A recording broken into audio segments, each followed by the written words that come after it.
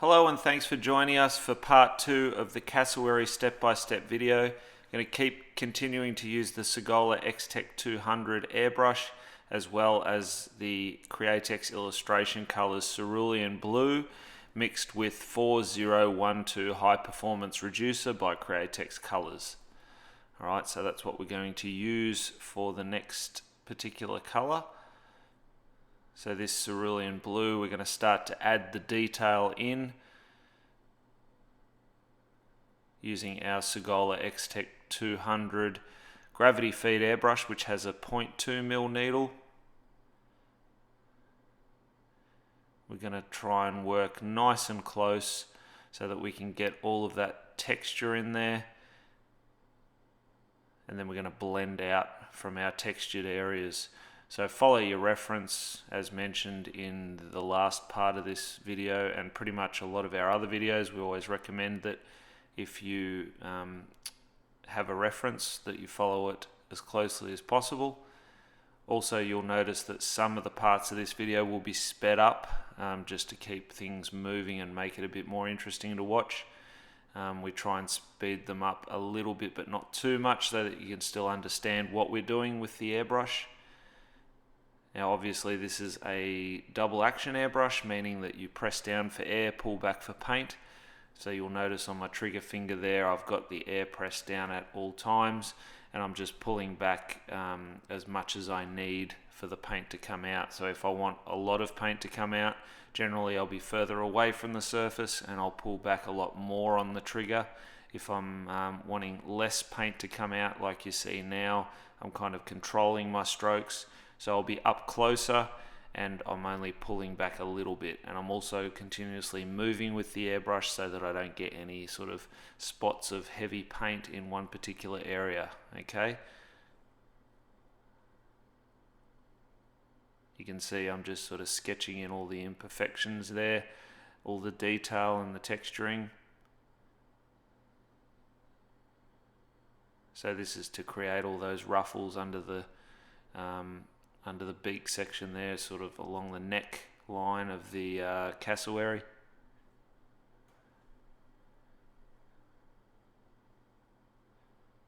Now generally, as far as mixing your paint, it really depends on what air pressure you're running, how thin you want your paint, what you're comfortable with. So I get asked a lot of time what the optimal mix is. There's really no optimal mix. It's basically whatever suits you best. And what airbrush you're using, what particular pressure you're running, and so forth. So with this particular artwork, I do like to run my paint a lot thinner than a lot of other people. So again, it's personal preference, what you're comfortable with. So I probably have, maybe a 30% paint, 70% reducer mix with this particular color, and I've dropped the air pressure down between 15 to 20 psi. And I'm just generally working reasonably close and then fogging in other areas. So as I said, it's personal preference. What I recommend to all my students is play around with your mix until you're happy. So depending on what you're doing, have a sample panel or a scrap. If you, like, say for argument's sake, you're going to do a composite panel like what I'm working on here, then you would have a scrap piece of that composite panel that you could practice on, just so that you get your mix correct for that particular surface. Alright, so don't be afraid to test it out first. It's always a good idea, rather than attacking the piece straight away and then making a mistake or figuring out halfway through that you're not getting the optimal detail because your paint mix isn't right. Another thing that you can do as well to improve the flow of your paint, look, most of these water-based paints are pretty good now. In this particular artwork, I've used a combination of Trident water-based colors as well as Createx airbrush colors, the illustration range in particular. But if you're finding that some of your paint may have been sitting on the shelf for a while, or it's you find it's still not 100%, then run it through a strainer. So I generally use the real small paper cone strainers that you can get from auto body shops. So have a look around. They look basically the same as the ones that you would use for a spray gun. except they're just a bit smaller. So if you can't get those, even the larger ones that you use for spray guns, that will work just fine. So they've got a nice fine mesh, and basically you strain your paint through that directly into the cup of your airbrush. This does help and improve the performance considerably if the paint is a bit cloggy and clumpy. Okay, so keep that in mind as well.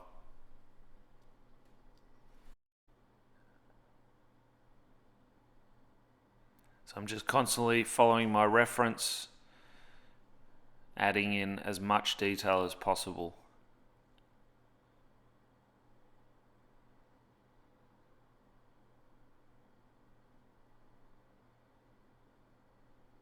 You can see some sections I'm really close just to define those sharper shadows, and then I'll be further away just to dust them in if I need a softer area. I've just grabbed a Mike LaValle freehand template. So some of these fire templates have really good shapes to them, and I'm just spraying underneath that beak section there.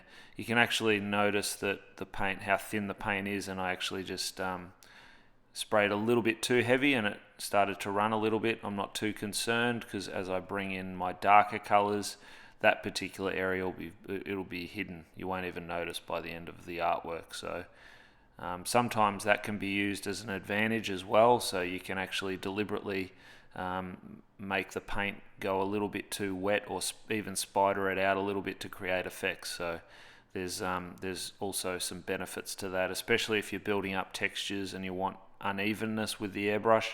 Then sometimes going up really close and pulling back quite heavy will get you different types of effects. So be sure to have a bit of a play around with that.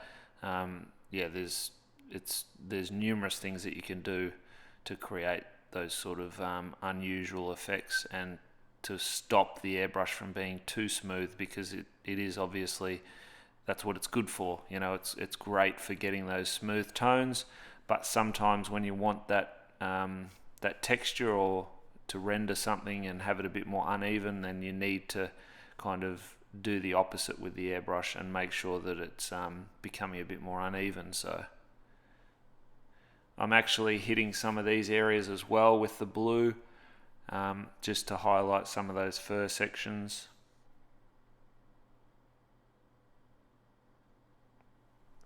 So only certain areas I'm targeting with that. Again, you can see I'm checking my reference constantly.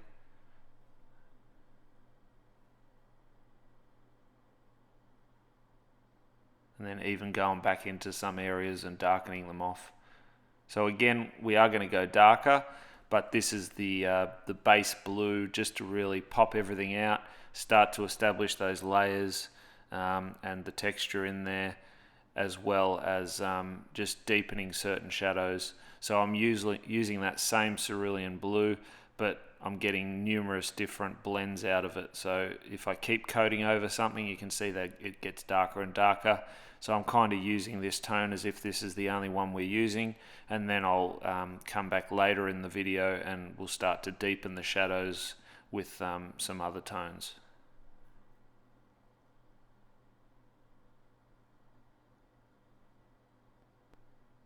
So just feathering that down.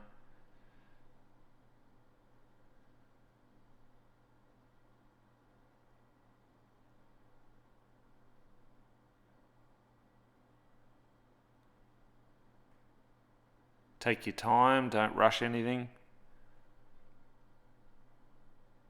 The more detail that you do progressively in each layer and step is going to show through at the end. So that'll make the artwork look so much better if you've got that, just that 5 to 10% extra detail. Even if you cover over something, it doesn't matter too much. I mean, you don't want to coat over everything that you've done, but a lot of these underlying details will shine through. Now, using my 7057 eraser pencil by Faber-Castell, I'm using the harder edge to create some highlights. So I'm just eliminating and bringing out some of those white spots. The eraser pencil works really well because you can remove each particular layer of paint and bring it back to the white of the board instead of using white paint. You'll notice that majority of this particular artwork I'll be using this type of technique. You can also add white paint in as well, which I will be doing later just to bring some highlights out, but you can never beat the look of a white highlight being the actual white of either the paper or the board or whatever you're working on. So white paint in general can sometimes, especially on portraits, it can, or on a black and grey artwork, it can kind of give it a bluish sort of overspray tone, so which you don't want. So you just got to be careful of if you do spray it over a darker colour, it can get that sort of blue tone, which you'll have to eliminate or try and eliminate later, or just try and avoid it altogether. So by doing this particular technique and using the white of the paper or the board, it just makes it look a lot more realistic. So keep that in mind.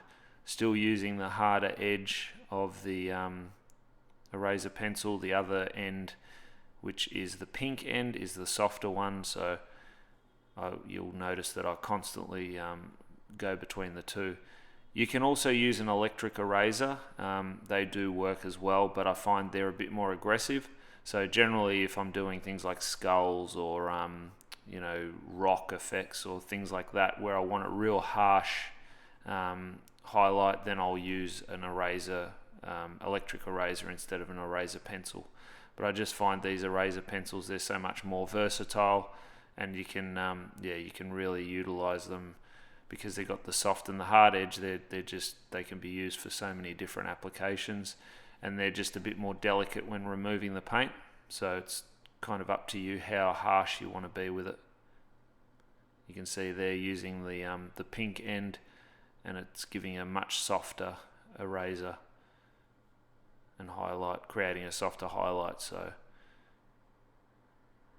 again, follow your reference, and depending on what kind of a highlight it is, that's the end of the pencil that you should try and use. If you're unsure, always start with the pink one because it's less aggressive, and then you can just work your way up to using the white end, which will pretty much remove the paint right back to the white fairly quickly.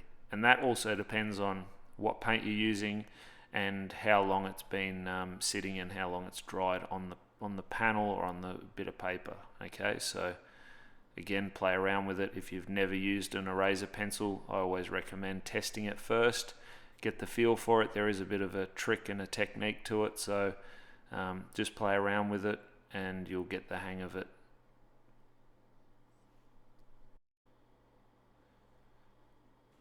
Again, take your time with this step. It is going to take a while just to put highlights into all these little areas, so don't rush it. And be a little bit uneven with the highlights too. Don't just place them in the same areas and repeat the pattern.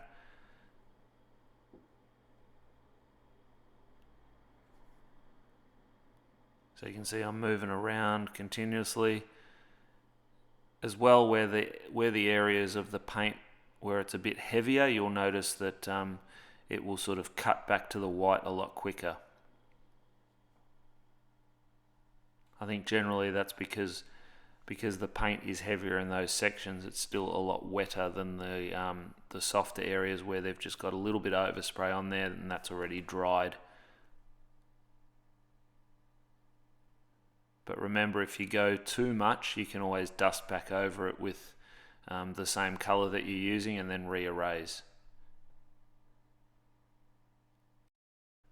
Sometimes doing layer upon layer in that particular method will be the only way that you can really achieve those realistic effects. So depending on what kind of artwork you're doing and how detailed or how photorealistic you want to go, that might mean that you'll have to do numerous applications and erasing like back and forth on each layer. Okay, so keep that in mind. Just again, follow your reference. That should tell you exactly how you need to attack it.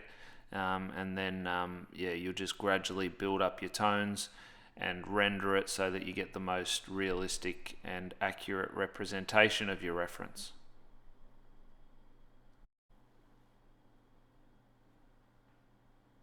You can see I'm still moving around with this eraser pencil.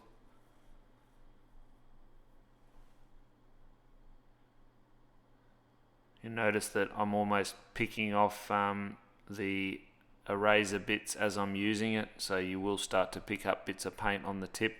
So I just use a fingernail to remove that. After a while it'll kind of go a bit blunt, so a good way to sharpen it is to get an X-Acto knife, and you kind of using a cutting mat sort of hold the pencil down on a bit of an angle and then sharpen it. It's kind of like a pencil, you sort of sharpen it a little bit like that, but you kind of go for a bit more of an angled edge, not so much of a pointy edge, so that way you've got a bit more control of the pencil. If it's real pointy and real fine at the tip, that will just go side to side and kind of you won't get a really good control over the eraser.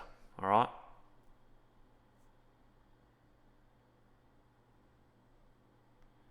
So just working in as much detail as possible,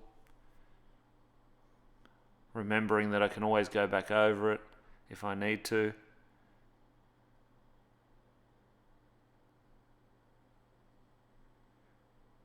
But you can see how much time is being put into this particular step. So just removing a few more highlights here and there.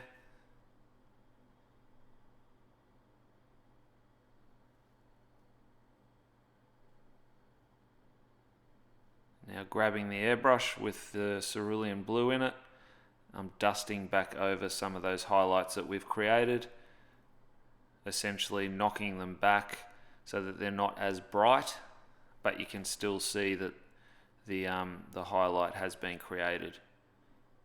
Again, you can, like I said earlier, you dust over it, and then we can always, if you want it brighter, you can always remove it back out again. Okay, so this is kind of that back and forth method to create that realism that just takes time and numerous layers to build up. You can see how the highlights that we've already completed are showing through because the cerulean blue is a transparent color, which makes it a lot easier to knock things back without losing what you've done. All right.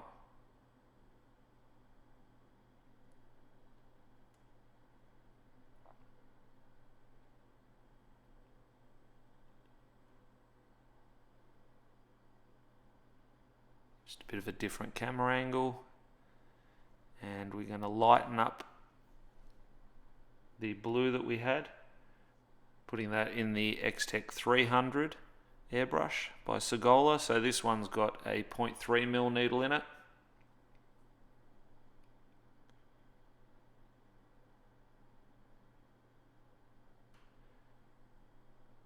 And we're going to use this light blue just to bring in some more highlights that aren't as bright as what we did earlier, but still a bit brighter than the base color.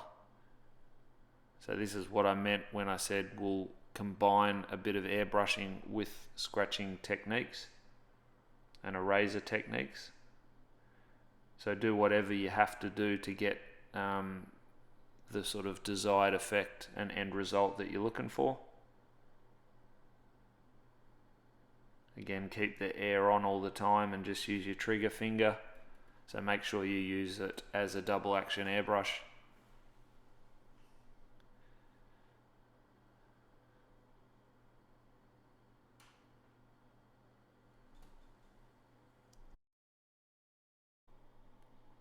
So we're just going to keep spraying all the highlighted areas, doing some uneven textures with the airbrush.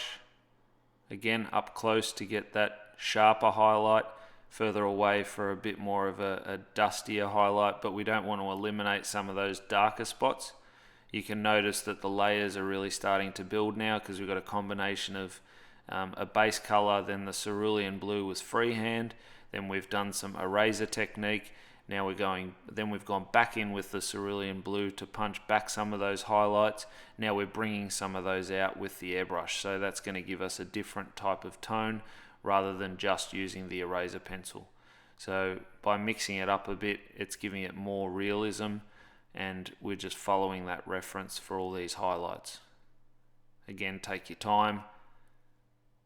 It's a lot of small little sharp highlights and dot highlights, so it's a combo of a lot of things to create these effects.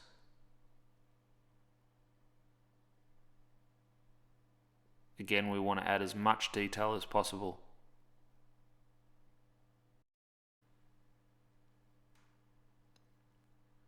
Just rendering in all those highlights.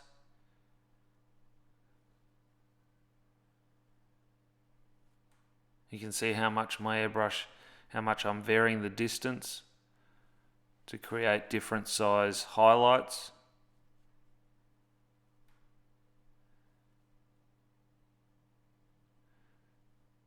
Hope you're enjoying this video.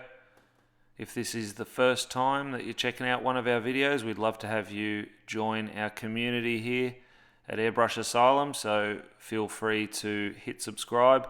There'll be a link at the end of the video that you can tap on, and if you want, feel free to leave a comment. We'd love to hear from you, and we hope that these step-by-steps are helping you and helping to inspire your artwork.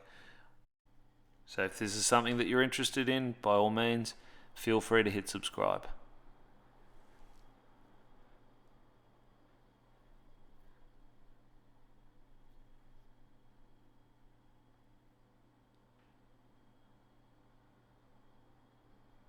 So you can really see the differences there from the airbrushed areas as opposed to the harsher highlights that were created with the eraser pencil.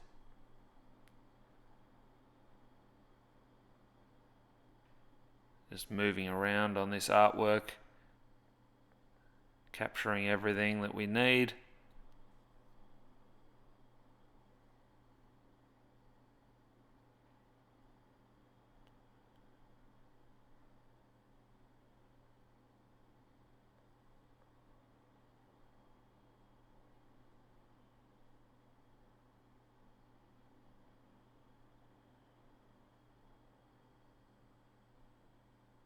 You can see I'm keeping it controlled.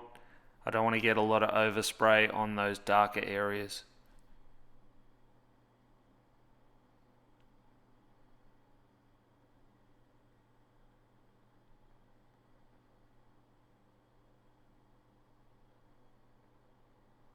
Bit of a closer camera angle there. Hopefully this will make it a bit easier to see. You can really notice the trigger finger going back and forth, back and forth.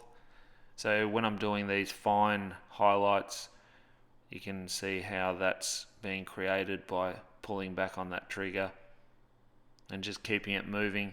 That'll give me uneven highlighted patterns, which is what we want.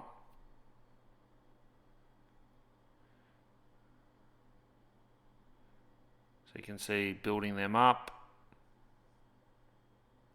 Again, more texturing.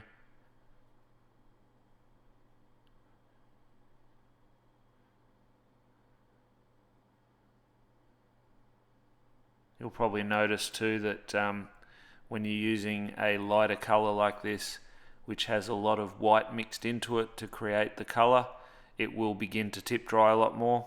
So you'll notice obviously that I've removed the air cap there, and I've exposed the needle, and that just makes it a lot easier to get these fine lines.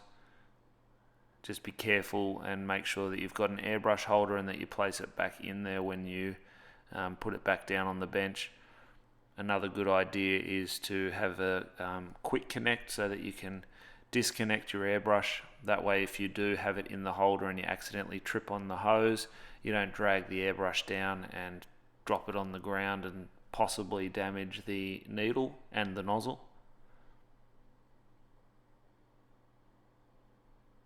So working in nice and close to create some, again, sharper highlights with that airbrush at the moment. Again, this is the 0.3mm needle in the X-Tech 300 by Segola. The other airbrush that you saw me using earlier was an X-Tech 200. That has a 0.2mm needle in it, so that's their finest setup that you can get.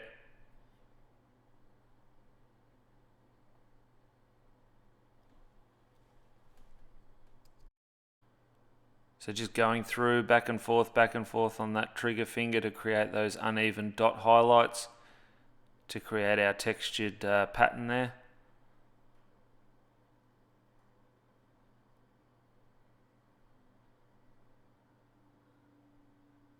Back to the X-Tech 200.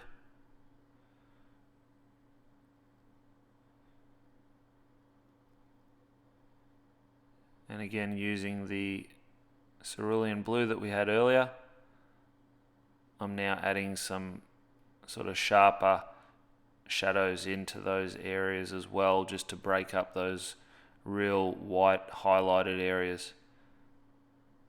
So it's kind of like put the highlights in, knock them back, put them in, knock them back.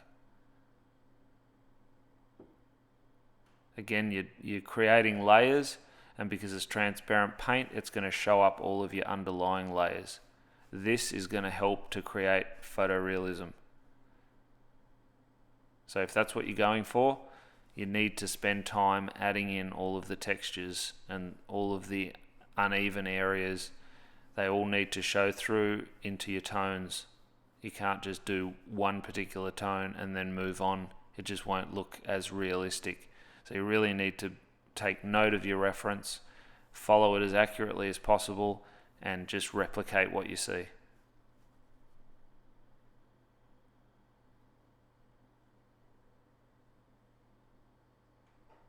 So wherever I want a real clean shadow, I'm up extremely close. Remembering this is a 0.2mm needle, so it's allowing me to go super fine, but I can also get a nice little spray out, so to blend out some of my sharp shadows.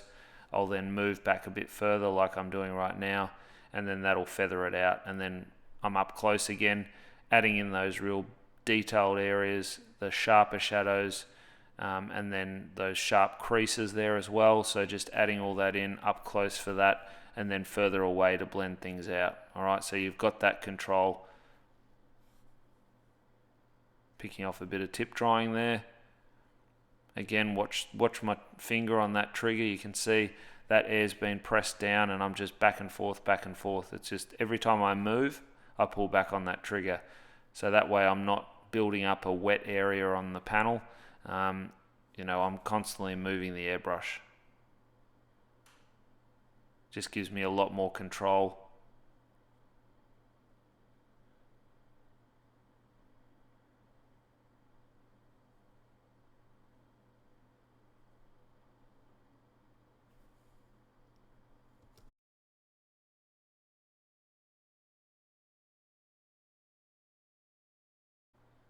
Just having a look at my reference, making sure that I'm replicating everything correctly, or as close to the reference as possible. Bit further away on some of those areas just to dust them in and get a bit of a softer shadow.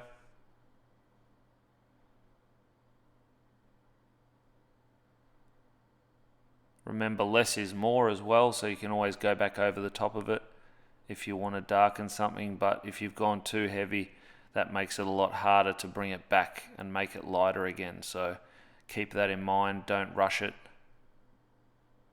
and just build on your tones. That's also why I did the light blue, then we're doing the cerulean blue, and then we'll gradually go darker.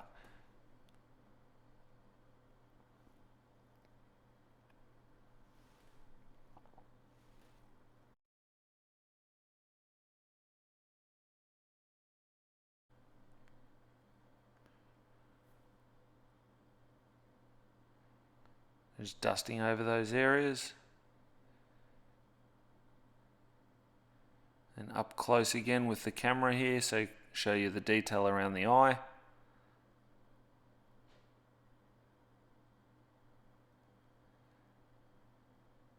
Starting to bring some more definite shading in and blending that part out. Doing some of those sharper dagger strokes in there.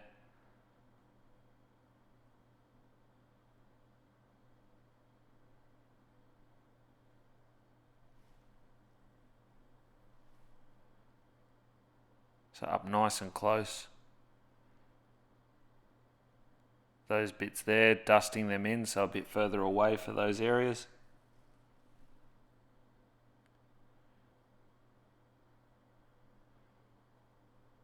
Now we're going to add some orange. So this is just a Trident orange made up of obviously red and yellow. Bit of transparent base just to make it a bit more transparent, and added some reducer into that as well. So transparent base works really well just to make a color, even though they're transparent paint, it doesn't matter, it just helps to make it a bit more transparent, so you can almost just create a nice little wash. So I've put that orange into the X-Tech 300, and I'm just dusting that over the top of what we've already done with that yellow originally.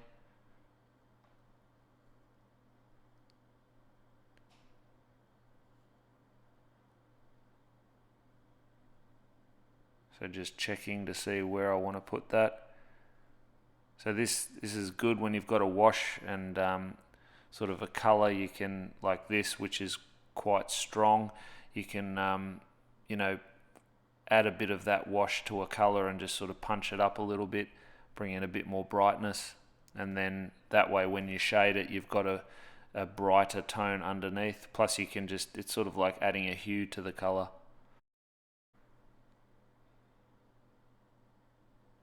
So just dusted lightly over some of those areas of the beak.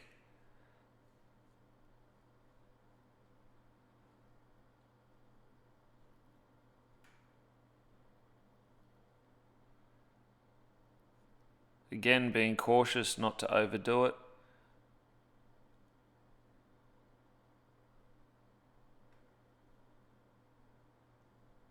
And again, like, less is really more with this because it's a strong pigment. Just take your time, build your layers. And that's another reason why the transparent base helps. It makes it a bit easier to tone over the top of something without sort of overdoing it. So even on some of those bluey areas, I'm just dusting it very, very lightly.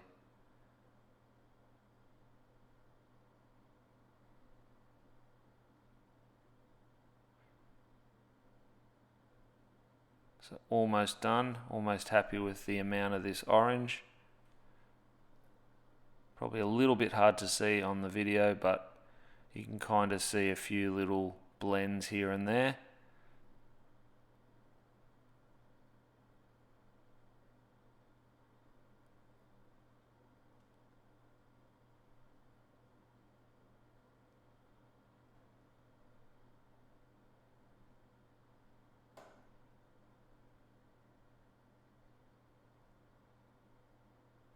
Dusting a little bit down the bottom here as well.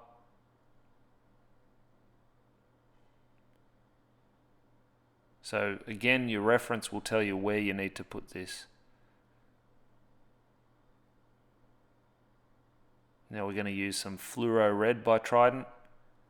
So we're going to thin this down with a bit of reducer. No transparent base in this one because we want a reasonable amount of punchiness, and the fluoro colors are quite, you know, being fluoro, they're very, very bright and intense, but they're really good for a base color. So by putting this down as a base and then we can shade over the top, you can see there in the cup how bright it really is. It's just going to give a really nice vibrant tone, and then the shadows on top are just going to make it look like that real bright sort of color that the Cassowary has on that lower neck section. So you can see here how full on that color is. Now this is okay for a panel. This particular panel is literally just a display piece, and it's just going to be hanging up in our showroom, so it's not a sales piece or anything like that. So this is really for educational purposes only.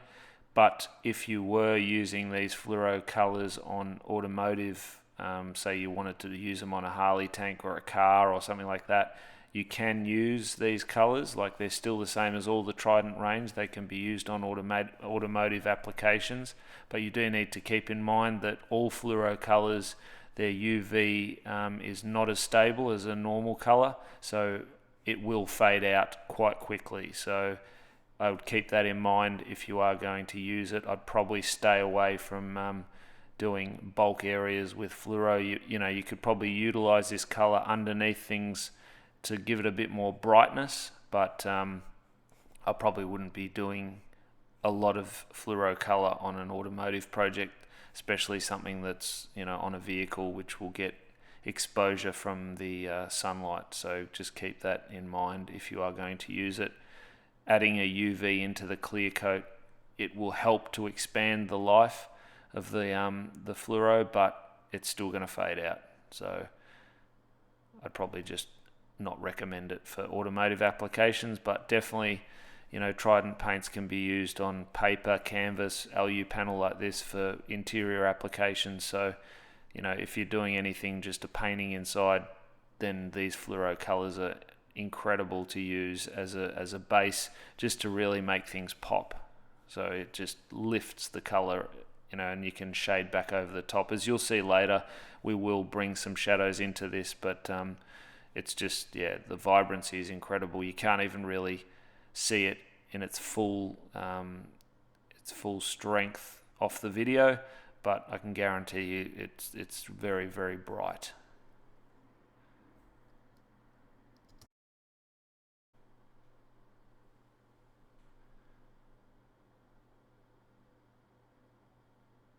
Just added a touch of that fluoro red in certain areas just to brighten them up.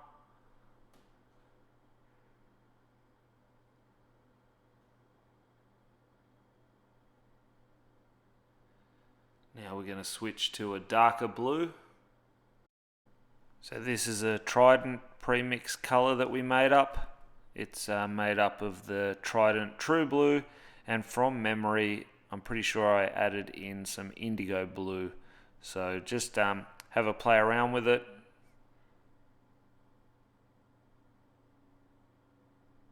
But basically this particular color now, we're going to start deepening those shadows, okay?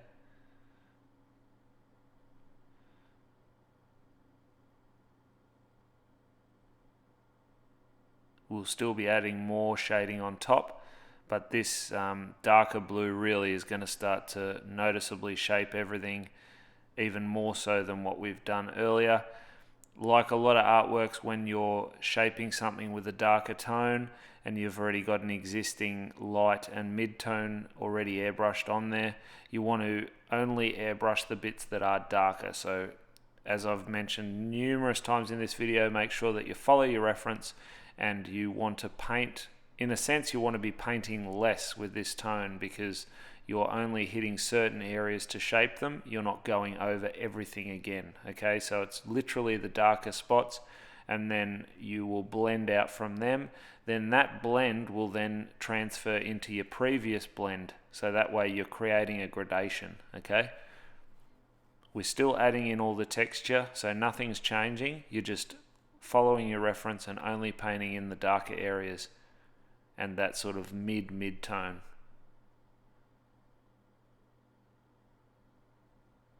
So take your time, up nice and close wherever you need a sharp shadow, further away for dusting in or blending out. You'll notice that I generally work really close first, establish where I want the shadows, and then blend out from there.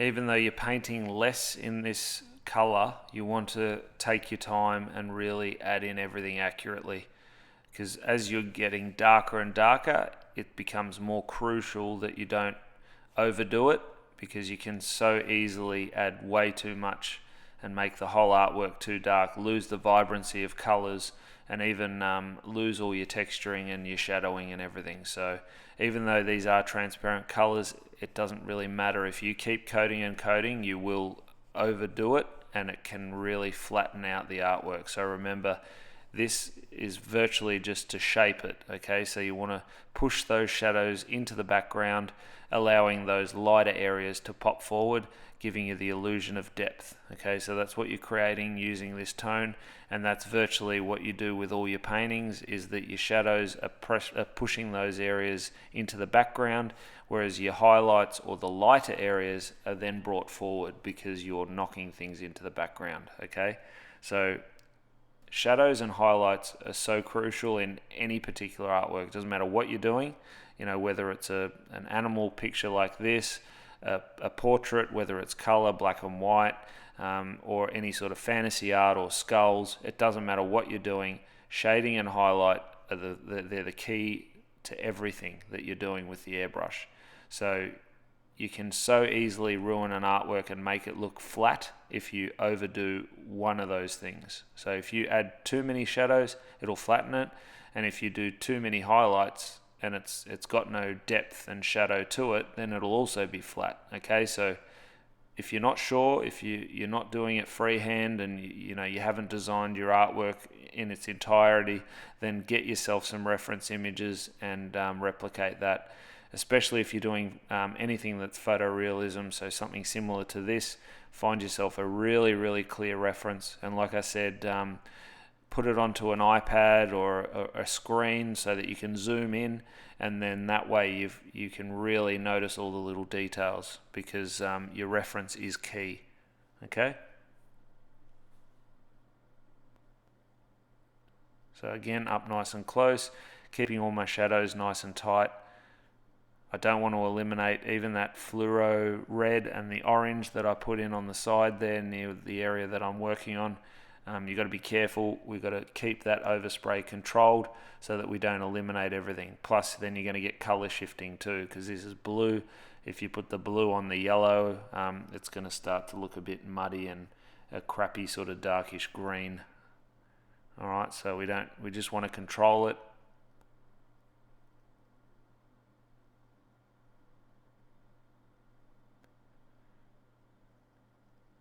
So just working around the artwork here, establishing any bits that need this darker tone without going over the whole artwork.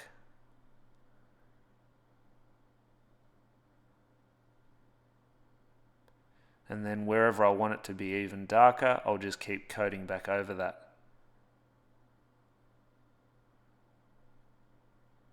This particular color will go reasonably dark if it's coated continuously.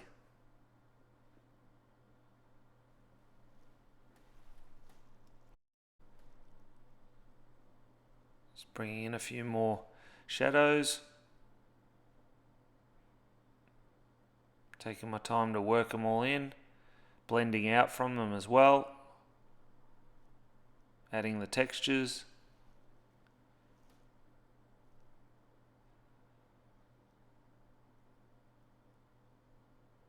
Remember, less is more.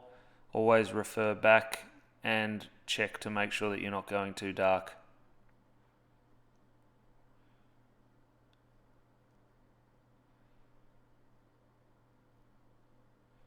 Remember, the airbrush creates a soft, smooth shadow. That's what it's best for, or highlight, whatever you're doing.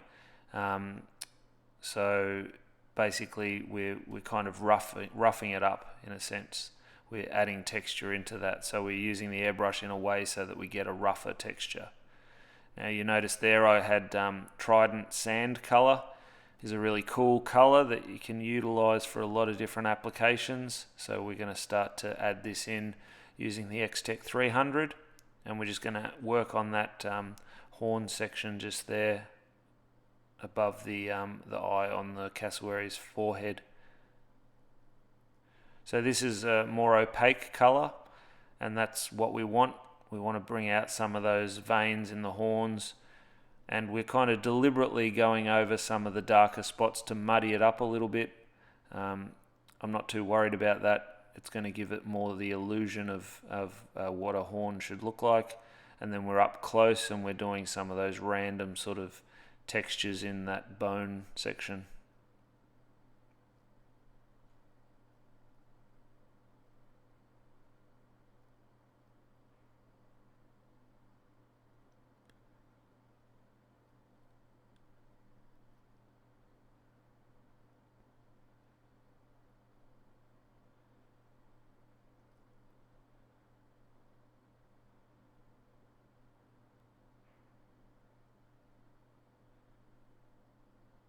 just painting all that in.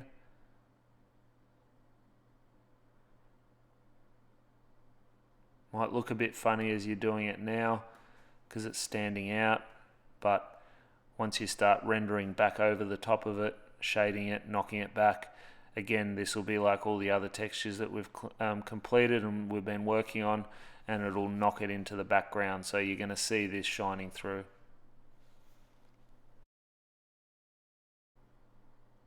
So we've got a nice little pattern going there, so we're pretty happy with that sand color that we used.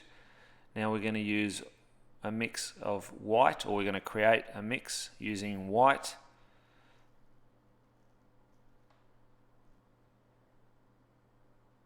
as well as peach flesh. And we're also going to add into that mix a bit of yellow. So these are all the Trident colors. For those that don't know, Trident is a water-based paint using automotive grade pigments. It flows really nice, and you use a reducer to thin it all out.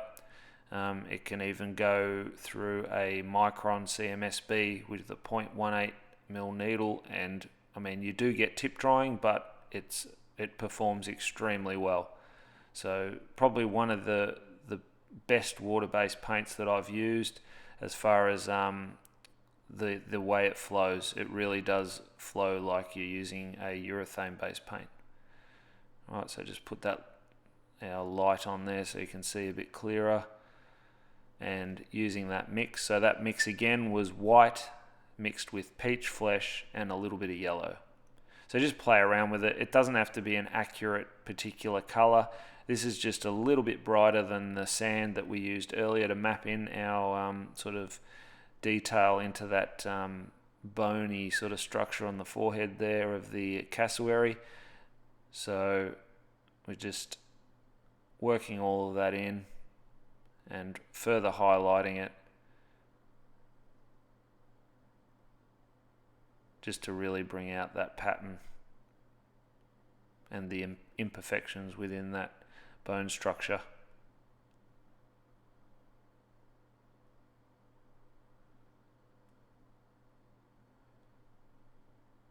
So again, up close for the sharper sort of line highlights, and then you noticed I dusted over some of the other areas, and that just gives me that softer highlight.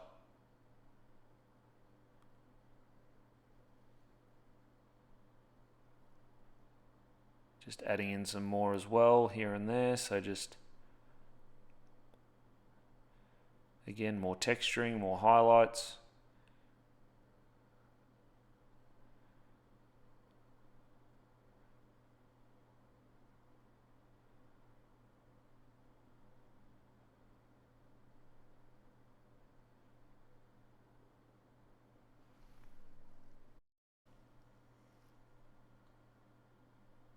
So some softer highlights there as well, similar to what I did earlier. Again, not too fussed that I'm going over some of those darker areas. I want that sort of fogged out, sort of bony look. And I kind of think that helps to achieve that. Plus we can always erase and shadow over the top of it as well.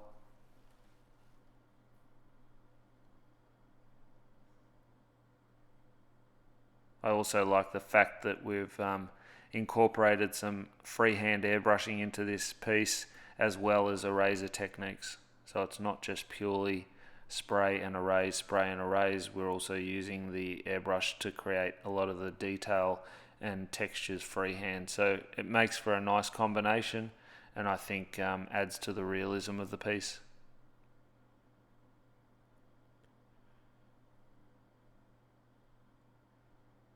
So just continually building all those details.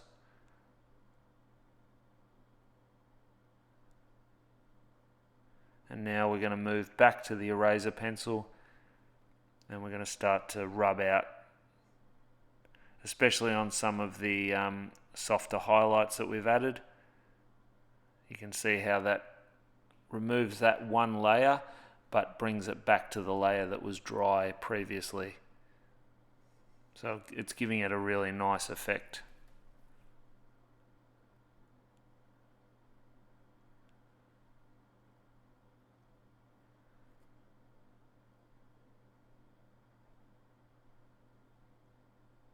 So using the softer part of the eraser pencil there, the pink end.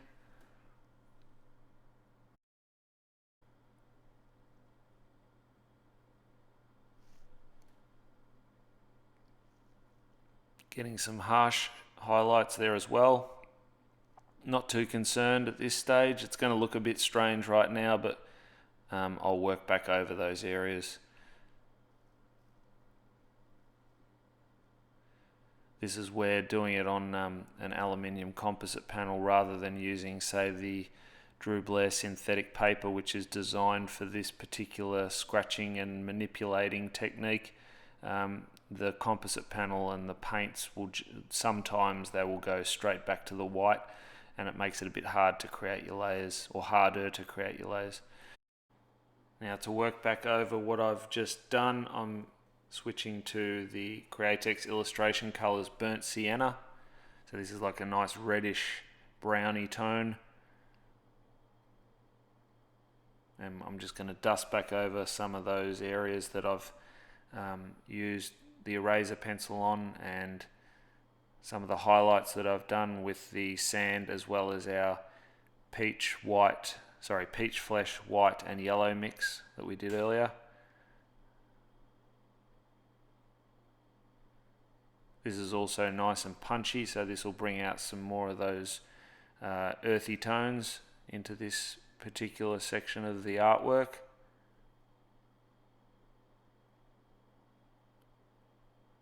So I'm using this color straight out of the bottle, but I've added a little bit of reducer in there to make it a bit thinner. Again, totally up to you if you do that. All these colors, as well as the Trident paints, can be used straight out of the bottle. I just find that they're a lot of the time a bit too thick, so I like to thin them out a bit more. So just working that burnt sienna into the areas that I want. Again, try not to overdo it. You don't want to just saturate it, just build your areas bit by bit. Dusting from a bit further distance to get some softer blends in there.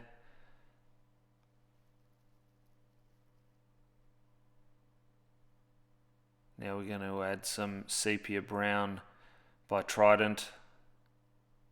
Again, mix this with some of their reducer just to make it flow a bit nicer.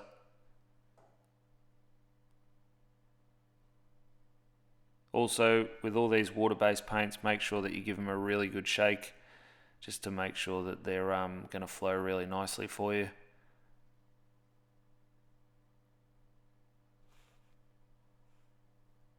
So just getting that set up in the airbrush. You can see what's been completed so far, and now we're just going to come in with that sepia brown, which is one of the most useful colors. I use sepia browns like on a lot of paintings. It works really well.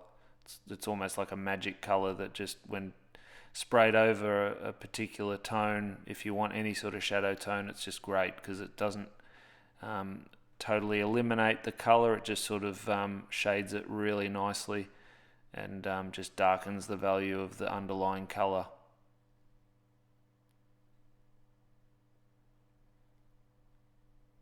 Just making sure that that's flowing nice. This is back in the X-Tech 200 with the 0.2mm needle, and I'm just going to start to deepen some of those shadows.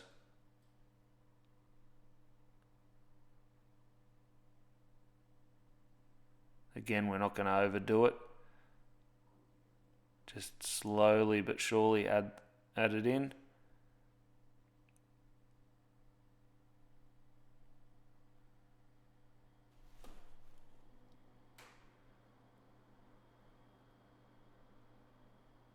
Take your time, follow your reference. Same as before, because we're going darker now, you really want to be cautious. You don't want to be painting a lot of the artwork over and over. We're just adding in more detail and strengthening our shadows. So just be aware of that, because you can again easily just ruin all that extra texturing that you've spent time on. That can be easily ruined with a darker tone. Remember, less is more. If you follow your reference and you paint what you see, and that is really the best advice that you can get, is virtually what you see, that's what you paint. Even if you think it needs to be darker or whatever, don't start making it up. If you're trying to replicate something from a reference, paint what you see. And also, it's a good idea to step back from your artwork with your reference and kind of squint your eyes, look at your reference, look at your artwork, and that'll cut out all the fine details and just show you the shapes and shadows and where your highlights are. And then that way you can see if you're dark enough, or if you've got to go darker, or if you're too light. So it's something that I always tell my students to do, so just keep that in mind.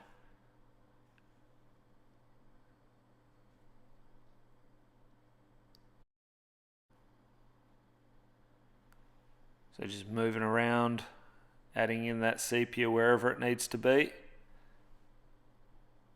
Up nice and close to control your shadows, and then further away to dust them in. You can see my trigger finger going back and forth, back and forth. I'm moving with the airbrush so that I don't build up real wet spots of paint. Be patient.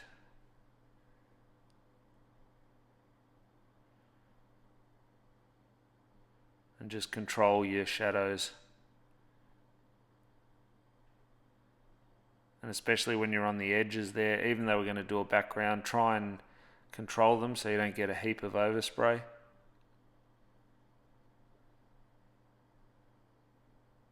Up nice and close.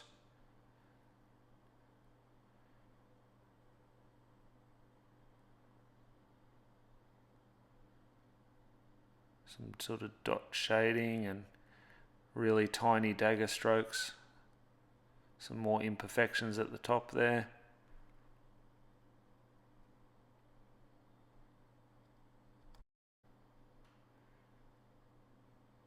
So you can see how that sepia has really brought everything together, and the stuff that was on top now looks like it's part of that section, because you brought those shadows back into that what you've done previously. So it's blending in really, really nicely. And that's pretty much almost done for the sepia. So thanks for joining us for part 2 of this Cassowary step-by-step. I do hope you enjoyed it. Be sure to check out part 1 if you haven't already. You can see what stage we're up to now. Make sure that you check out part 3, which will be the final part, showing you how to complete this artwork. And once again, thanks for joining us. We hope you enjoyed it, and we will see you again very soon. Until next time, feel free to check out any of our other videos, and thanks again for watching. We do really appreciate it.